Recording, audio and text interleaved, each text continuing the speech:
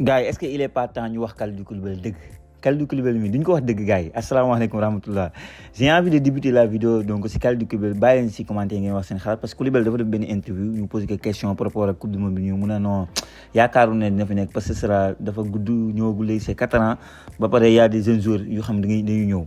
avant interview yow je pense que yéen ñëpp gis ngeen vidéo bi viral si réseau yi Kalidou Koulibaly dañ ko waaye yow dañoo corosé mu tëdd waaye kenn xam ko comme Boateng ni que Lionel Messi def gars yi ñëpp dem nañ si vidéo di si tooñaate mais man je voulais pas en faire une vidéo mais après moo seetaanatee interview bi moo xoolaat aussi temps yi yëpp jeunes joueurs yi ñu am on a trop de jeunes défenseurs yoo xam ne c'est 23 ans 19 ans te ñoom ñëpp nekk si équipe yu baax Milan am nga fa ñaar Liverpool dinaa ñëw si kenn ki léegi Mortala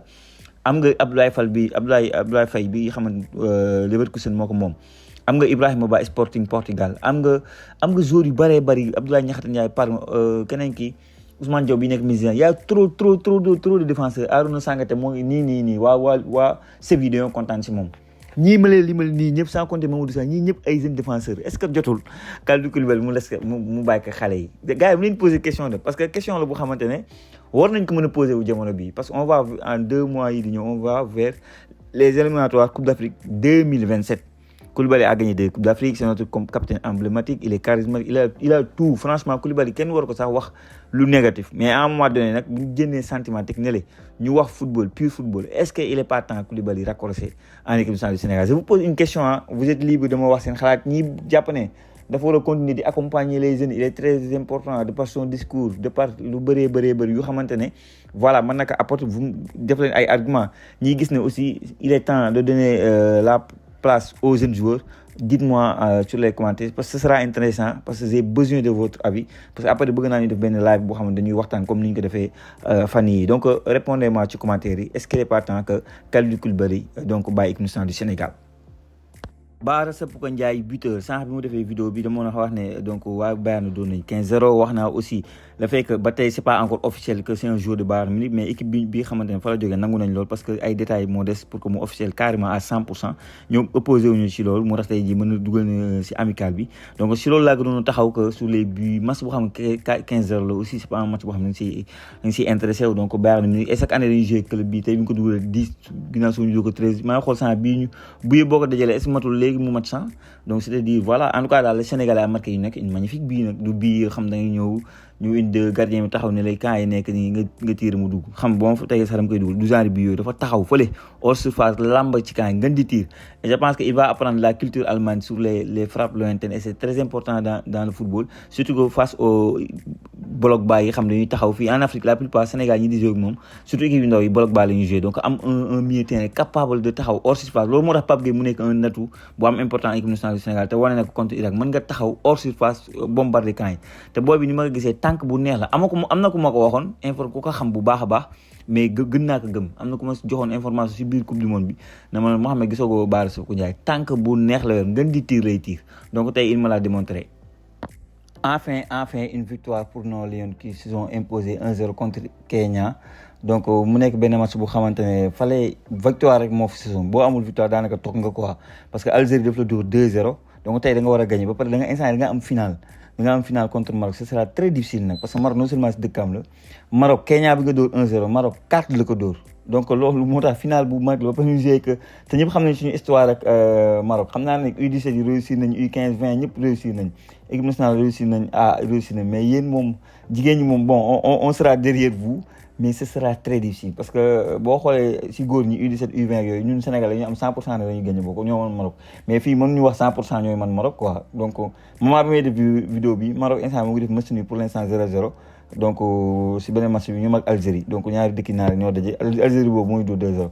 tax ñu après la défaite inaugurante contre Algérie l'équipe nationale féminine du Sénégal n'avait déjà plus le droit à l'erreur dans cette Coupe d'Afrique des Nations contre Kenya. Les filles de Mame Moussa Cissé n'avaient pas d'autre choix que de l'emporter et elles l'ont fait sans la manière la ñu wax de certes mais elles l'ont fait grâce à un très but collectif bii bu rafet gis naa ko obtenu dans le demi-heure de jeu. Seynabou Meng et ses copines ont pris commande quand il la fallait donc def nañ leen wax sans pour autant gagner la manière Kenya bi xamante ne Maroc benn 4-0 la ko dóor saa yee non fii la yal na leen yàlla taxaw daal yal na leen yàlla jàppale ñu mën a qualifier mais c'est un match très difficile du mu leen ko nëbb contre les Marocains. donc gars yi li ma doon wax moo ngi nii fan yi passé rek maa leen wax ne Théo Hernandez dafa bëgg ñëwaat Europe li ko waral dafa gis ne niveau am baissé na quand même moment la Théo Hernandez du Milan AC ak li Théo Hernandez bii nekk Al Hilal du benn boo xoolee coupe du monde bi mu commencé moo titulaire contre la France mais après dañ ko génne Lucas Digne leen doon teg te xam na ne un nouveau coach day ñëw nouveau coach bi déjà moo ngi wax ne ñoo ngi xamante ne Zidane si toutefois Ferland Mendy trouvé na benn club boo xam day joué moom kon ko xam ne Ferland Mendy comme moom lay andiwaat du côté de Real Madrid donc moom lay andiwaat du côté de fële ni ñu koy waxatee équipe de France vu que moom mooy le nouveau sélectionneur donc Théo Hernandez loolu la xam ba tax ne instant yi la Juve Juventus moo ngi koy bàyyi xel pour jël ko est-ce que du fa dem tamit question la donc gars yi bu ñu jëlee foofu Jadon Sancho non un prodige un pépite du football passé par Manchester City jeune dem Dortmund wane boppam Manchester United jënd ko xaalis bu weex tal prêté à Chelsea prêté encore à Aston Villa cette fois-ci on parle de Fiorentina donc Jadon Sancho joueur mënu ko daa ko dribble mais football c'est pas le talent ça demande du travail ça demande de l'hygiène de vie là où il doit s'améliorer c'est juste ça mais bon c'est un joueur très technique fi ñuy tudd joueur yi ñuy tudd nii yëpp wala nañu fa tudd Sancho mais Sancho je pense que sacrifice yi gars yi di def même sur le terrain défendre attaquer parce que football léegi c'est voilà ça demande deux choses faut courir plus que l'adversaire faut ba pare être décisif dans la zone de vérité là où Sancho doit travailler donc gars yi Rashford tàggoo na supporter yu Barcelone bi na leen texte bu touchant quand même nee c'était un plaisir de porter le maillot du Barça dafa leen mu leen souhaiter bonne chance et tout donc gis naa sax commentaire waa Barça gars yi naan di xam nga di nga ñu manqué quoi yéen quelques jours si mu trompe pas c'est Gavi donc voilà maintenant nag moom jóge na Barça delluwaat na Manchester United mais faut savoir que Al Nassr instant yi def nañ ko priorité pour andi ko du côté de Arabie Saoudite maintenant reste est-ce que le joueur voudra dem donc Arabie Saoudite surtout que Carrick a voulu que mu ñëwaat retour de prêt et que Carrick tey jii il est très ambitieux pour cette année que ça soit en championnat que ça soit en Ligue des Champions da jàpp ne ne Rashford pourra bien l'aider et je pense que expérience bi mu dem du côté de Barça aussi ça va l'aider jàpp ne ne war nañoo am un autre Rashford bi xamante ne bi mu nekkoon Manchester United ak Rashford bi fa jóge gars yi donc jëwriñ El Hadj Malick Diouf dellu na si entraînement yi temps yëpp yéen a ngi ko gisoon Galsen ay vacances am jeex na nag dem na def na entraînement donc ak waa West Ham nag jamono bi may wax ak yéen nii ils sont en championship maanaam deuxième division Angleterre mais notre joueur ne vous inquiétez pas beaucoup d'équipes ñu ngi koy laaj reste à voir est-ce que ñooñu aussi dinañ mën a trouver accord ak lii di West Ham aussi du jël joueur am donc di ko taylee noonu jàpp nañ ne war nañoo mën a am xaalis si kii di El Hadj Malick Diouf on a entendu nag beaucoup d'équipes yu xamante ne ñu ngi koy laaj on a entendu reste bii fi mujj nii c'est Brentford je pense que Brentford def na sax offre waaw West Ham dëgg ñoo bañ donc avant ça y avait les top clubs Chelsea Manchester United Aston Villa équipe yooyu lañ doon dégg mais gis nañ ne si mercato bi lu muy gën a dem jamono bi équipe bi gën a sérieux pour am notre international sénégalais c'est plutôt Brentford on verra ce que va décider El Hadj Malick Diouf par rapport ak offre yi xamante ne am na ko venant de Brentford gars yi si commentaire bu ma dit loolu lañ ci xalaat bu ma jógee foofu damay wax si beneen information donc bu concerne donc Stone waxoon naa leen que fan yi c'est maintenant officiel ñëw na en Italie signé na contrat l'international anglais défenseur de Manchester City ou de Everton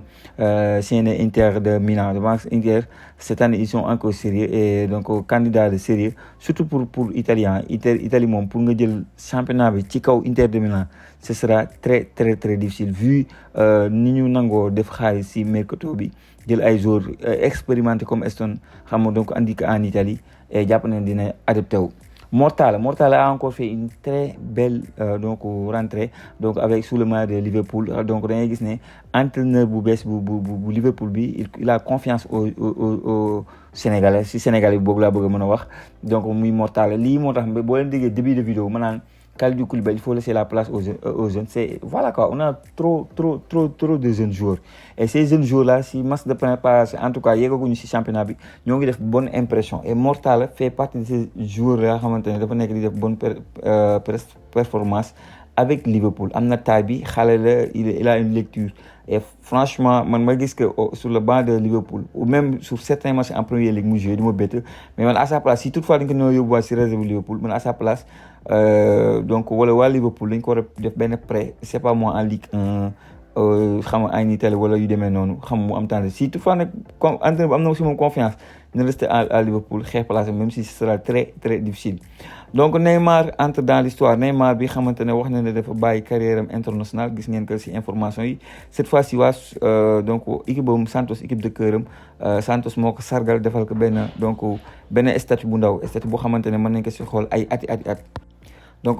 il a marqué les esprits étant jeune. Je pense que ñun ñëpp Neymar ñoo ngi ko xam bu muy door carrière am avec Santos, et il nous a régalé encore tey jii nii ku nekk dina dugg si YouTube, surtout les jeunes joueurs dina dugg si YouTube bi xam nga xool freestyle yu Neymar dribble yi, mais c'est excellent. Non, Neymar football dootu ko gaaw fàtte. Peut-être jëlul les trophées ñi doon xaar comme Ballon d'Or, comme Coupe du Monde, mais il a marqué les esprits, il a marqué génération. Franchement, il était extraordinaire. waaw Ibrahima Mbaye du côté de Jambar gis ngeen voilà mu nekk di entraîner ak jeunes yu Jambar.